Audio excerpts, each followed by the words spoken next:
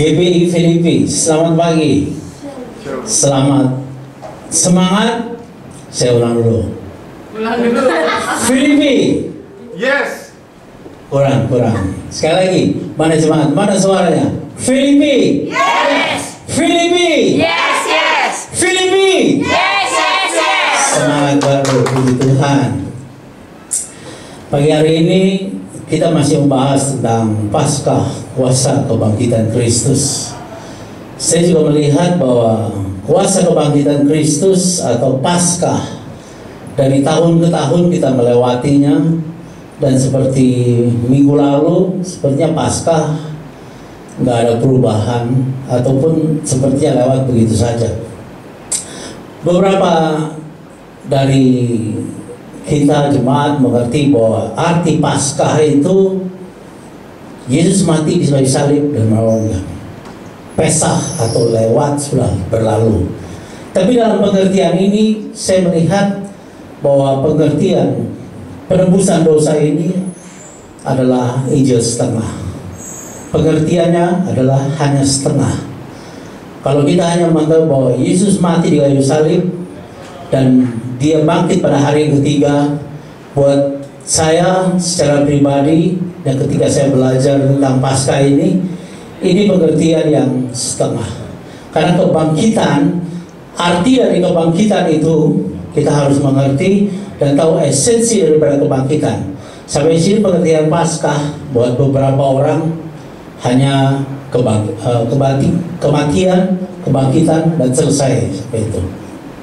Dan Paskah kita rayakan dari tahun ke tahun, apalagi yang orang percaya dari kecil, dari umur. Lewat Paskah hanya seperti biasa. Dan saya juga merasakan Paskah yang sudah seminggu kita lewati, hal ini menjadi hal yang biasa. Saya mau ajak jemaat untuk buka Alkitab 1 Korintus 15 ayat 14 sampai 18. Penting untuk mengerti akan kebangkitan Kristus. Tetap ayat 14, tapi ada kata Kristus tidak dibangkitkan, maka sia-sialah pemberitaan kami dan sia-sialah juga kepercayaan kamu. 15, lebih daripada itu kami ternyata berdusta kepada Allah, karena tentang Dia kami katakan bahwa Ia telah membangkitkan Kristus, padahal Ia tidak membangkitkannya. Kalaupun andai kata benar bahwa orang mati tidak dibangkitkan, ayat 16, sebab jika benar orang mati tidak dibangkitkan, maka Kristus juga tidak dibangkitkan. Dan jika Kristus tidak dibangkitkan, maka sia-sialah kepercayaan kamu dan kamu masih hidup dalam dosamu. Ayat 18, demikianlah binasa juga orang-orang yang mati dalam Kristus. Sampai di sini ayat 15, pasal 15 Korintus ini berbicara tentang kuasa kebangkitan. Kalau Yesus nggak bangkit, semua sia-sia. Jadi yang saya ambil di sini ada dua tentang kuasa kebangkitan. Yang pertama adalah fakta kebangkitan. Karena fakta kebangkitan itu sangat penting buat kita juga, bahwa di dalam historisnya pengertian Yesus dibangkitkan itu karena di sana ada dusta mahkamah, di sana ada dusta mahkamah agama. Jadi hal ini penting untuk kita lihat historisnya. Di sini tadi saya bicara tentang kebangkitan itu penting. Mengapa kuasa kebangkitan itu penting? Kebangkitan membuktikan bahwa Yesus anak Allah. Itu ada di Yohanes 10, ada di Roma 1. Menjamin bahwa kebangkitan menjamin bahwa kematiannya yang menebus dosa. Kebangkitan membuktikan kebenaran Alkitab. Kebangkitan memastikan penghakiman untuk orang fasik di masa depan. Kisah 17, 30-31. Kebangkitan mendasari karunia Roh Kudus dan pemberian hidup yang kekal. Itu Yohanes 20 ayat 22. Saya mau bahas tentang fakta kebangkitan secara historis. Waktu penyaliban atau kematian Kristus itu ada di masa pemerintahan Pontius Pilatus. Ini ditulis di ahli sejarah waktu itu adalah di abad pertama Flavius Josephus yang pada kekaisaran Tiberius. Yesus ada waktu di penyaliban atau di kematian, yang di sana adalah kekaisaran Tiberius.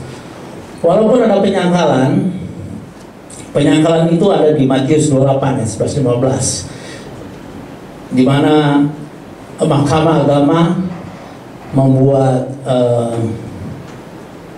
rundingan untuk tipuan tentang kebangkitan Kristus. Mereka berbicara tentang mayatnya dicuri pada malam hari oleh murid-muridnya, dan itu pun mereka membayar kepada para prajurit Roma waktu itu. Dan tapi hal ini juga menjadi dilema buat prajurit, karena mereka disumpah untuk tidak berbohong. Karena kalau sampai mereka kan di kuburan Yesus itu dijaga, tapi kalau sampai kuburan itu bisa atau mayat itu bisa dicuri, ini juga menjadi risiko buat para prajurit.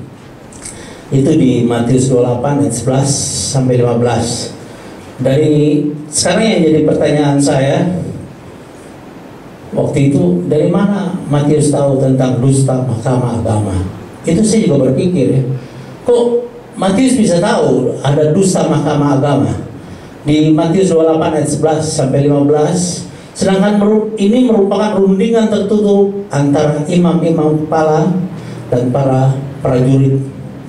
Waktu itu juga dengan beberapa mahkamah agama, Sanhedrin. Dari mana Matius tahu tentang dusta Mahkamah Agama? Ini adalah fakta historis yang dimana kita mesti tahu, dan juga kadang-kadang pertanyaan-pertanyaan ini dilontarkan oleh orang sebelah tentang kebangkitan Kristus, tentang dusta Mahkamah Agama. Kenapa Matius sampai bisa tahu? Hal ini dapat dilihat dari kasusnya, bahwa kasus ini terdiri dari dua pihak yang berbeda latar belakang dan profesi. Di sini Sanhedrin, Mahkamah Agama, dan juga para prajurit. Sanhedrin ini merasa perlu untuk menutupi fakta kebangkitan Yesus, agar orang Yahudi tidak berubah kepercayaan dengan menjadi pengikut Yesus Kristus. Sedangkan para prajurit itu adalah prajurit-prajurit Roma yang tidak memiliki ideologi yang sama sekali seperti para pemuka agama ini. Kesetiaan prajurit ini untuk menutup mulut ini tidak dapat dinilai sebagai kesetiaan sampai mati. Kesetiaan mereka hanya sebatas sejumlah uang suap. Ini tentang prajurit. Tapi kesetiaan pada agama ini, saya bilang juga, mereka tidak punya ideologi tentang nilai-nilai daripada kehidupan. Jadi di sini katakanlah di sana ada 5 orang penjaga. Apakah jaminannya kelima orang penjaga itu selamanya tutup mulut? Bisa jadi satu orang berbicara dan membocorkan, dan 1-2 orang ini menceritakannya kepada golongan pengikut Kristus di Yerusalem. Dan kabar ini terus terdengar oleh Matius, dan ia mencatatnya kemungkinan ini suatu hal yang bisa terjadi. Jadi begini, Mahkamah Agama ini berunding kepada 5 prajurit. Ini dalam fakta sejarah. Mereka berbicara tentang kepada 5 prajurit Roma, dan prajurit Roma ini kemungkinan dia akan berbicara kepada orang lain. Hal ini bisa terjadi. Makanya Matius argumentasi ini sudah dipegang oleh beberapa fakta sejarah, bahwa bocornya dusta Mahkamah Agung ini dari para prajurit Roma, bahwa Sanhedrin atau Mahkamah Agama ini berusaha menciptakan opini bahwa Yesus tidak bangkit, tetapi jenazah Yesus dicuri oleh murid-muridnya. Dan ini menjadi landasan sikap para imam untuk menerima eksistensi Yesus untuk tidak bangkit. Hal tersebut dicatat oleh Matius, dan tentang sangkaan tentang orang-orang Yahudi tentang kebangkitan Yesus Kristus. Masih semangat? Amin. Soalnya saya nggak tahu ini antara dia mengerti apa dia. Baik, saya lanjutkan. Yesus disalib pada tanggal 14 bulan Nisan 33 Masehi pada saat Paskah Yahudi. Dia disalibkan, hal kebangkitan Yesus sudah banyak disaksikan oleh banyak orang. Karena di ayat pasal 15 di Korintus ini, di sana juga disaksikan oleh Maria Magdalena, saksi pertama kebangkitan Yesus. Hingga Maria ini diberi gelar oleh gereja kuno sebagai apostola apostolium, utusan dari segala utusan dari gereja kuno di sana waktu itu. Dia karena di sini gereja pertama ada di abad pertama ini, dan ini juga disaksikan tentang kebangkitan ini oleh 500 saudara, dan itu ada di ayat 6. Setelah Yesus menampakkan diri, disaksikan oleh 500 orang, dan ini ditulis oleh Matius dan ditulis juga oleh Korintus, Paulus. Dan kesaksian ini, bahkan Paulus pun sendiri pun dia sempat menyaksikan Yesus walaupun dia dikirim oleh waktu itu di Pulau Patmos. Baik, itu sejarah tentang kebangkitan, tentang Yesus. Dan yang saya ingin garis bawahi adalah kuasa kebangkitan Kristus. Di sini sangat penting. Hal ini juga bisa saya melihat bahwa kuasa kebangkitan ini, beberapa waktu malam hari saya coba renungkan kuasa kebangkitan ini.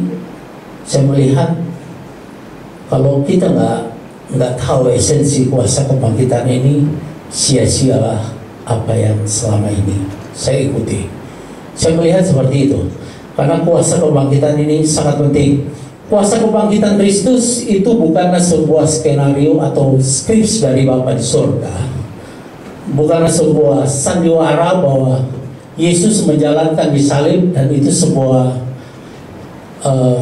yang sudah disetting oleh Tuhan, oleh Bapa di surga. Saya melihat beberapa kepercayaan seperti itu. Orang percaya bahwa ketika kita hidup, Allah sudah mengatur jalan hidup kita. Sebenarnya nggak begitu.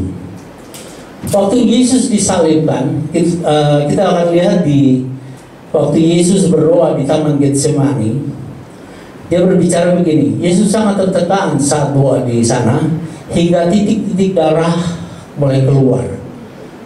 Hal ini membuktikan bahwa itu bukan sebuah settingan. Bahkan Yesus berkata begini, seandainya cawan ini boleh berlalu. Tapi dalam hal ini Yesus mengatakan, biarlah bukan kehendakku, tapi kehendak Tuhan.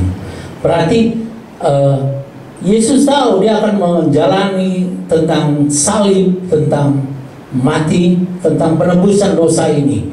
Yesus punya hak untuk menolak hal ini. Kenapa Yesus punya hak? Itu ada di Yohanes 10 ayat 17-18. Untuk menolak memberikan nyawanya. Yohanes 10 ayat 17 kita baca, Yesus punya hak untuk menolak memberikan nyawanya. Ayat 18, Yesus punya hak untuk tidak memberikan dirinya atau menolak memberikan nyawanya. Tak seorang pun mengambilnya daripadaku, melainkan aku memberikannya menurut kehendakku sendiri. Di sini menguatkan di Yohanes 10 tentang di Taman Getsemani, bahwa kematian Yesus adalah Yesus sendiri yang memberikan, bukan settingan ataupun hal yang diatur oleh Bapa di surga. Hal ini yang saya coba akurasi atau untuk mencari perbandingan tentang ayat di Getsemani, di Taman Getsemani. Saya temukan di Yohanes 10, 17-18. Tapi Yesus memberikan nyawanya atas kehendaknya sendiri. Bapa tidak memaksa, begitu juga dengan kita. Tidak melakukan kehendaknya, dia tidak memaksa. Dia tidak memaksa untuk kita melakukan kehendak Bapa. Ya, Yesus memberikan nyawanya. Nyawa di sini bicara tentang suke. Saya pelajari kalau suke itu ada zoe, ada suke. Kalau suke itu adalah jiwa, kesenangan dan keinginan, nyawa. Berarti Yesus memberikan nyawa. Dalam hal ini adalah kesenangan dan keinginan daging. Ayat 18, kata berkuasa di sini terjemahannya exousia, hak bukan dunamis atau eksosia. Jadi Yesus punya hak untuk tidak memberikan, tapi dia memberikan nyawanya suke untuk diserahkan kepada Bapa di sorga. Ini penting hal poin di sini. Saya dapat begini. Kalau kita dalam kehidupan ini, untuk kita mendapatkan kuasa kebangkitan Tuhan, kita harus bisa menyerahkan suke atau disebut kesenangan atau keinginan kita, jiwa kita. Jadi selama kita mengikuti Yesus, kalau kita mau mendapatkan kuasa kebangkitan Tuhan, nanti setelah kita mati, kita percaya kita akan dibangkitkan Tuhan.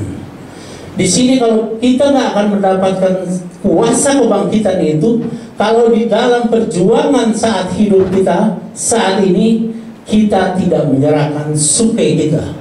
Jadi Yesus ini sebagai teladan, sebagai contoh, sebagai yang sulung bangkit dari kematian, itu juga menjadi teladan buat kita sebagai murid-murid atau sebagai orang yang percaya. Jadi ketika kita hidup, kalau kita tidak memberikan suke atau kesenangan, keinginan jiwa, saya meragukan untuk kuasa kebangkitan juga akan diberikan kepada kita. Masih ada? Amin. Amin. Saya mengerti bahwa khotbah tentang seperti ini memang kurang menarik. Tapi hal ini menjadi penting buat kita, karena seperti apa yang menjadi visi gereja Filipi, mengenal Kristus dengan benar. Kuasa kebangkitan tersangkut paut dengan Kristus. Jadi kalau kita nggak tahu, ngerti, dan kita nggak ngerti apa sih kuasa kebangkitan Kristus. Kuasa kebangkitan Kristus terjadi ketika Yesus menyerahkan suke, menyerahkan nyawa. Begitupun terjadi kepada kita. Kita tidak akan pernah mendapatkan kuasa kebangkitan kalau di dalam hidup kita nggak pernah menyerahkan keinginan, kesenangan, kesukaan, hobi kita kepada Tuhan. Hal ini saya dapatkan ini di Korintus, di mana juga di Filipi 2 ayat 5, Yesus begini dia katakan, dia mengosongkan dirinya. Yesus waktu di Taman Getsemani dia sangat tertekan, dia sangat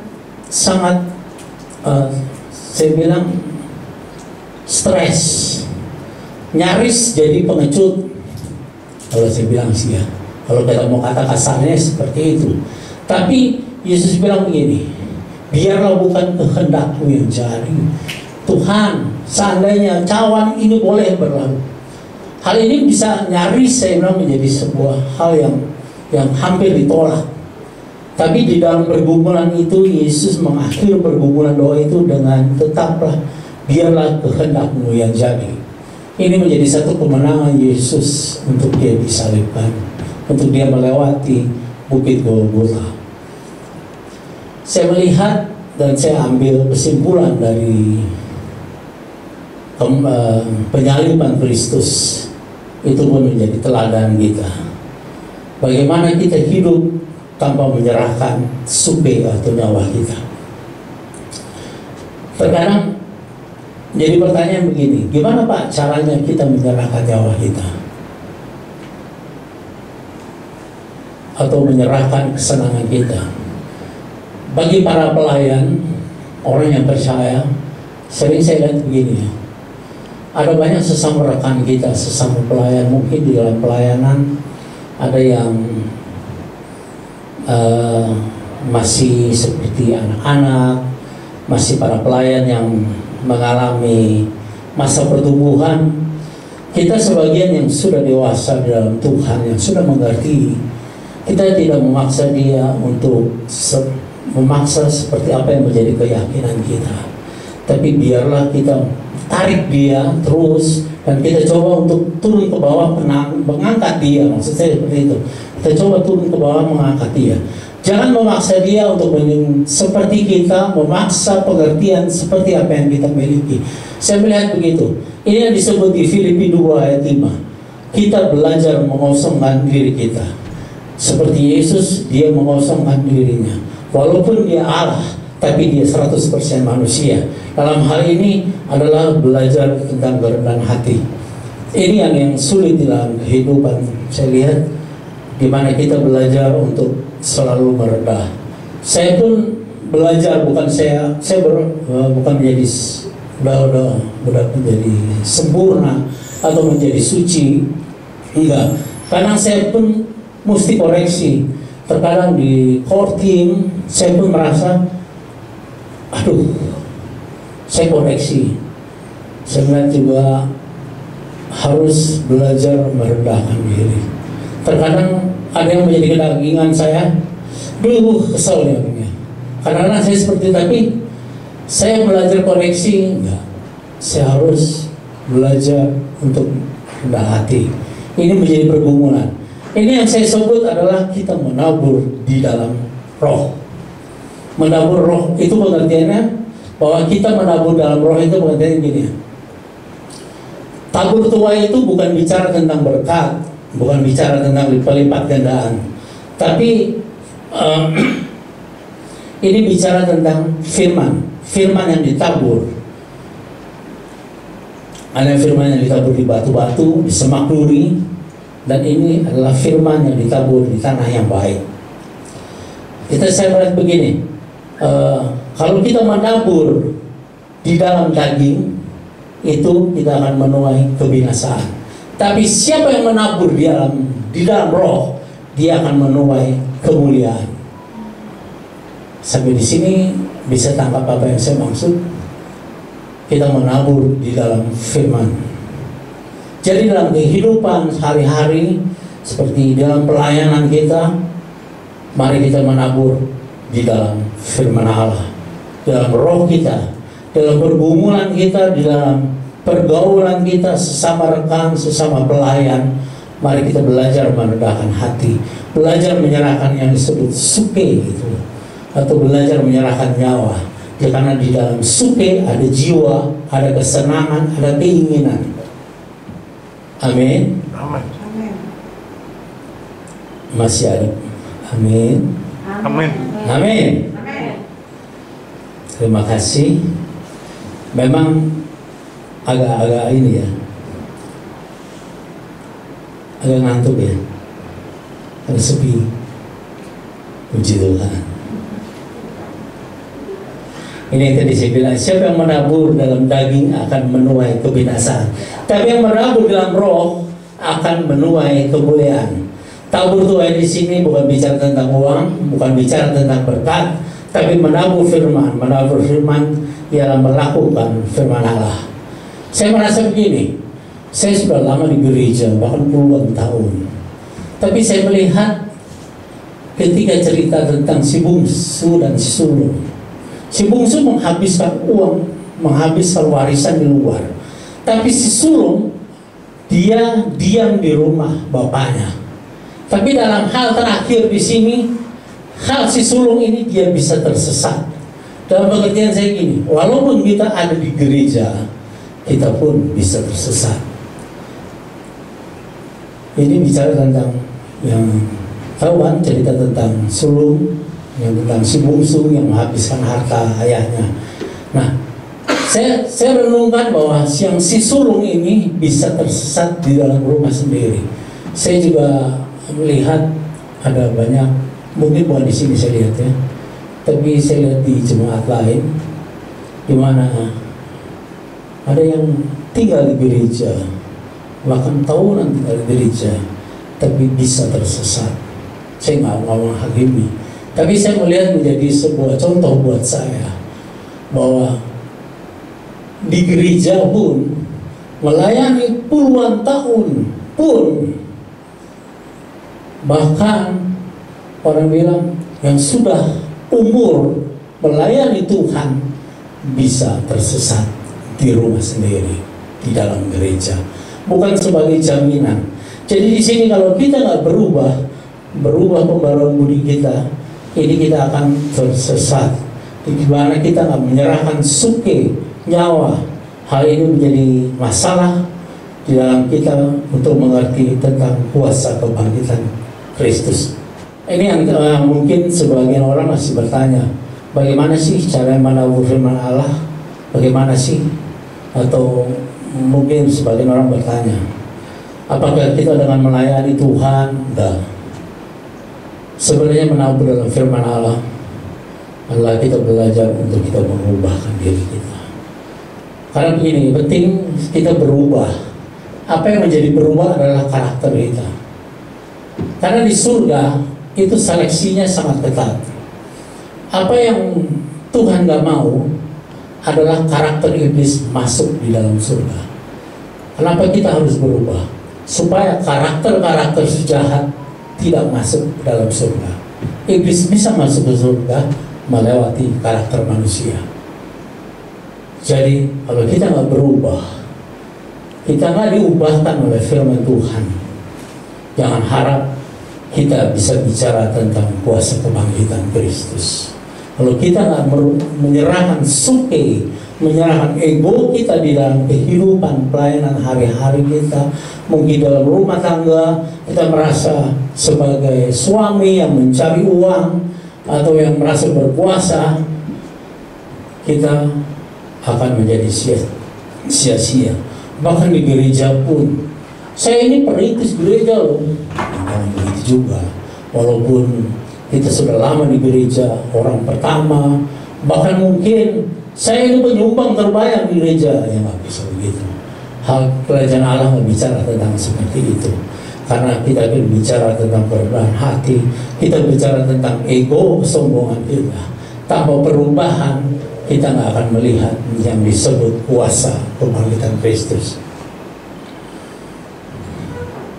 Karena seperti Yesus mengosongkan diri, melepaskan haknya. Dia adalah Tuhan, dia berkuasa, tapi dia mengosongkan diri, belajar merendahkan hati, bahkan mati sampai di kayu salib. Ini menjadi sebuah teladan buat kita, untuk kita dalam hidup hari-hari kita, untuk kita bisa mengenal Kristus dengan benar, Kristus menjadi teladan dalam hidup kita. Belajar setia dengan perkara kecil, dan saya percaya Tuhan akan percayakan kita pada perkara yang besar. Barang siapa setia dalam perkara-perkara kecil, ia juga setia dalam perkara-perkara besar.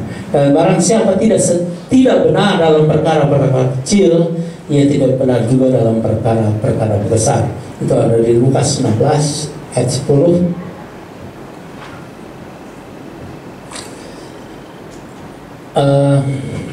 Dari beberapa orang saya juga berpikir gini, susah benar jadi orang Kristen, susah benar jadi orang percaya. Mesti mengalah, mesti sabar, tidak membalas, diam ketika dimaki, dimarahin. Itu menjadi berat buat saya pribadi juga berkata begitu ya. Mungkin juga beberapa orang dari yang mendengar apa yang saya bawa hal ini, bahwa ribet banget ya jadi orang percaya, menjadi susah banget biar orang percaya. Tapi Roma 12 ayat 2, janganlah kamu menjadi serupa dengan dunia ini, tetapi berubahlah oleh pembaruan budimu, sehingga kamu dapat membedakan mana kehendak Allah, apa yang baik, yang berkenan kepada Allah, dan yang sempurna. Kalau kita nggak mau berubah karakter dan sifat kita nggak mengerti mana kehendak Allah, mana yang baik, mana yang sempurna.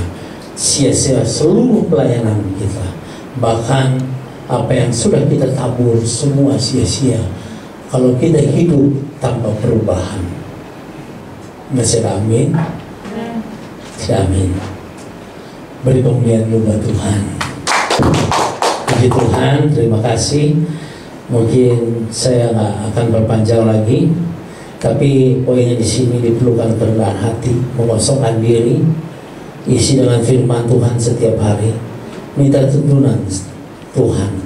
Ketika bangun tidur, rutin baca firman Tuhan dan berdoa setiap hari. Ini perlu. Waktu kita baru bangun tidur, waktu kita baru pertama kali buka mata, kita berdoa, kita mengucap syukur, karena hari-hari ini adalah hari-hari yang jahat. Tanpa tuntunan roh, tanpa kita minta kuasa Tuhan melewati hari ini, itu akan menjadi sulit buat kita. Belajarlah setia, belajarlah tetap mengubah karakter kita, untuk kita tetap setia, berdoa, tetap setia baca firman Allah, tetap setia melayani Tuhan.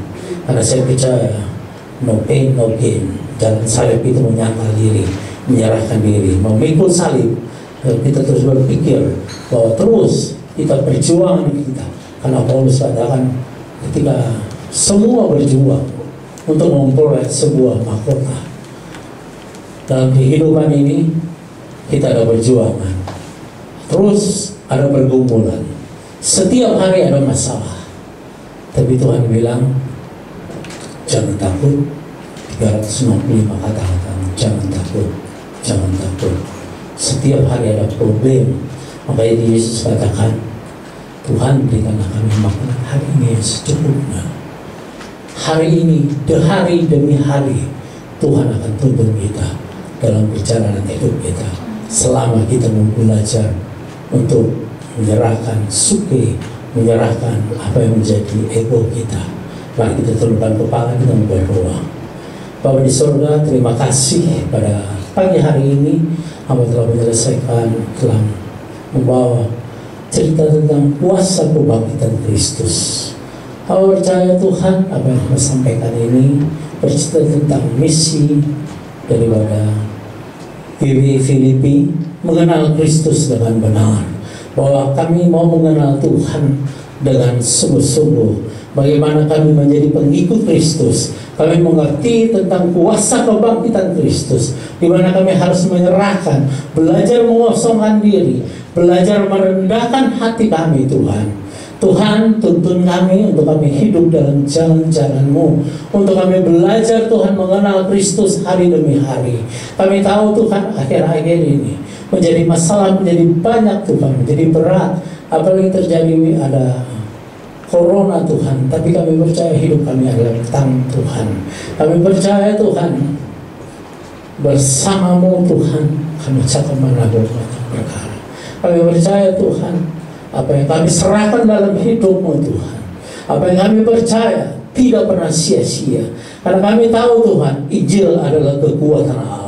Kami percaya juga Tuhan dalam hidup kami Tuhan, kami percaya dengan kuasa keselamatan Tuhan sendiri, bahkan kuasa kebangkitan Kristus itu terjadi dalam hidup kami. Terima kasih Tuhan, terima kasih.